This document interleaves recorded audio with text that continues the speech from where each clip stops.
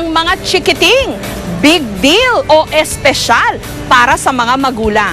Kaya naman iba't ibang mga gimmick ang nauuso ngayon para gawin ang mga itong mas happy. Ang magkapatid na Ashley at Avril, kahit 9 at 7 years old pa lang, kung mag-ayos at pumorma, mistulang mga dalaga na. Maaga raw kasing nahilig sa fashion at pagpapaganda ang magkapatid. Kaya noong ipagdiwang nila ang kani-kanilang ika-7th birthday, naisipan ng kanilang ina na si Marga na bigyan ng natatanging selebrasyon ang kanyang mga dalaginding. Sa pamamagitan ng debut party. Opo, hindi lang ang mga nagdi-18 anyos ang nagde-debut ngayon. Fashionista din sila eh. Tapos, at the same time, gusto namin ipakita na yung debut as 18 is pwede na rin sa 7. Kasi andun yung mga memorable eh. Para ma-expose din sila sa mga ganong occasion.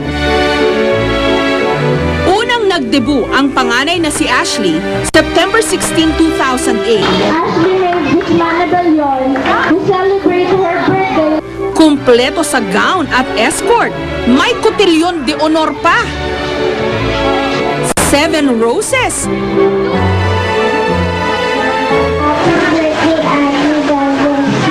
At 7 treasures. Debutanteng-debutante talaga. It feels like I'm a pretty princess. Parang teenager na merong partner na prince. September 23 naman nung nakaraang taon, si Avril naman ang nagdebut. At para raw maiba sa debut ng kanyang ate, ang gimmick niya, fashion show. Para siyang supermodel na rumampa sa harap ng kanyang mga bisita. Feeling ko po, artista na po ako. Ilan lamang ito sa mga nauusong party ngayon ng mga chikiting. My name is very good. My name is very good. Magarbo at punong-puno ng samut-saring activities. Sa panahon ngayon, gasgas na yung mga cartoon character-themed parties.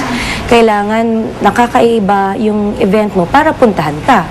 At saka, hindi ka makakalimutan.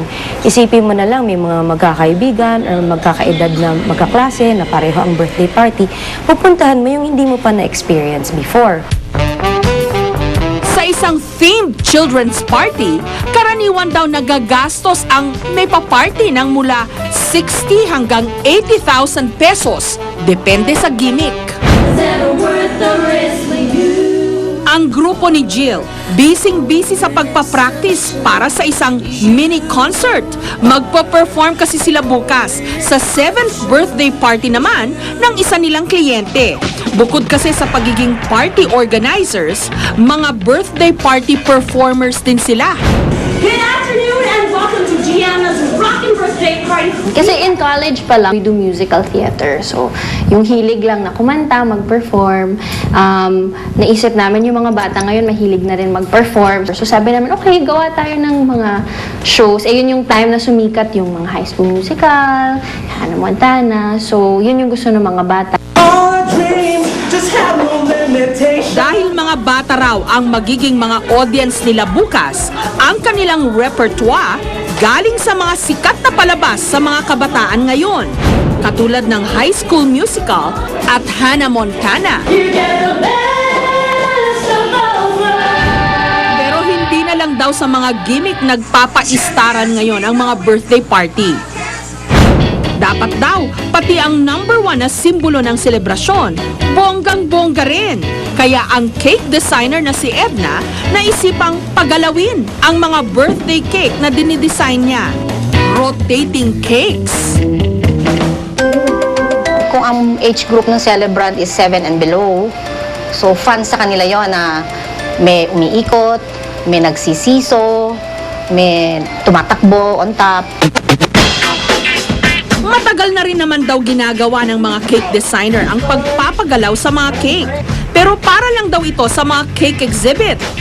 At dahil pumatok ang gimmick na ito, naisipan na rin nilang gawin ito sa mga kiddie birthday party. May kamahalan nga lang ang mga rotating cake. Mula 1,000 hanggang 25,000 pesos kada isa.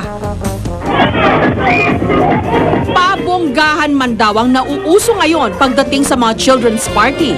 Meron pa ring ilan na mas pinipiling maging tradisyonal ang pagdiriwang ng kaarawan ng kanilang mga anak. Lalo pat nakaukit na ito sa kanilang kultura. Si Audrey, Koreanang 2 taon nang naninirahan dito sa Pilipinas. 2 taon na rin siyang birthday party organizer para sa mga kapwa niya Koreanong nakatira sa Pilipinas. Siyempre, ang madalas na tema ng mga pinamamahalaan niyang party, Korean din. 저한테는 아주 뜻깊은 의미가 있는 건데 Maraming Koreans ngayon na dito na sa Pilipinas ipinapanganak. At marami sa mga batang Korean ngayon dito, walang karanasan sa kultura ng Korea. Masaya ako na may oportunidad ako na iparanas ang tradisyonal na Korean birthday sa bagong henerasyon ng mga Koreans. Nito lang nakaraang linggo, sa isang Korean restaurant sa Makati, isang tradisyonal na Korean birthday ang pinamahalaan ni Audrey. At ang kanyang kliyente, ang 1 taong gulang na si Dae-young.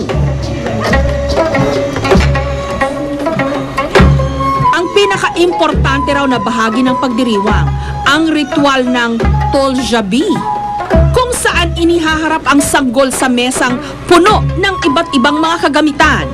Kung ano raw ang pipiliin ng bata, yun daw ang magiging kapalaran niya. Kapag pinili halimbawa ng bata ang pana, magiging matapang daw ito at baka pumasok sa militar. Kung gold medallion naman, makapagtatrabaho raw ito sa gobyerno. Kung needle holder, magiging artist o painter ang bata. Yaman sa negosyo naman ang naghihintay sa bata kung pera ang pipiliin nito. At mahabang buhay naman ang kanyang makakamtan kung tali ang kanyang pag-iinteresan. Nung oras na para mamili si Dae-young, excited ang lahat. Ang pinili niya, pera. Pero para makasiguro raw, binaliktad ang mesa at muli siyang pinapili. Sa pagkakataong ito, ang pinili ng bata, gold medallion. 오늘 제 아기가 선택했던 Pinili ng anak ko yung sumisimbolo sa pera at political power. Pero hindi mahalaga kung ano yung pinili niya ngayon. Ang mahalaga, maging malusog at maganda ang kanyang hinaharap. 그게 Sari-sari man ang nauusong gimmick para maging kakaiba at masaya ang kaarawan ng mga bata. Sa likod ng mga bagong pakulong ito, ang pinaka-importante pa rin, maipadama sa kanila ang pagmamahal at pagkalinga na babaunin nila sa kanilang pagtanda.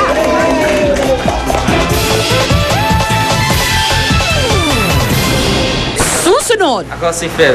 Ako si James. mga bagong crush ng bayan, mga football heartthrob na magkapatid, sina Phil at James Young Husband.